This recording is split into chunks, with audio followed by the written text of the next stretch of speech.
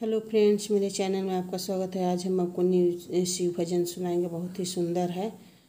Please मेरे channel को लाइक कीजिएगा, शेयर कीजिएगा, सब्सक्राइब कीजिएगा, बेल आइकन को प्रेस कीजिएगा, कमेंट करके बताइएगा मेरा भजन कैसा लगा। भोला सुतल बड़े नींद से जगाई, कैसे जलवा लाइल बनी शिव पर चढ़ाई। कैसे भोला सुतल बड़े नींद से जगाई, कैसे जलवा लाइल बनी शिव पर चढ़ाई। कैसे भंगिया धतूर औरी बेलवा के पतिया, भंगिया धतूर औरी बेलवा के पतिया, पूजा करे आईनी भोर हरिये में, जलवा लाइल बनी शिव पर चढ़ाई। कैसे पूजा करे आईनी भोर हरिये में, जलवा लाइल बनी शिव पर चढ़ाई। कैसे भोला जागत नैखन भोगवा लगाई, कैसे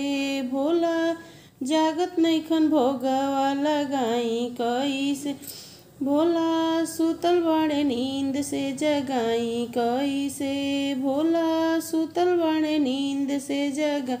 कैसे भोला के जगावेली गौरा मैया, भोला के जगावेली गौरा मैया, उठी स्वामी भगता आई है दुआरिया पर, उठी स्वामी भगता आई है दुआरिया पर, भोला उठत नैखन आरती उतारी। कैसे भोला उठत नैखन आरती उतारी। कैसे भोला जागत नैखन भोगवा लगाई। कैसे जल भोला सुतल बड़े नींद से जगाई, कैसे जलवा लाइल बनी शिव पर चढ़ाई। कैसे भोला जागत नैखन भोग लगाई, कैसे भोला सुतल बड़े नींद से जगाई। कैसे भोला सुतल बड़े नींद से जगाई। कैसे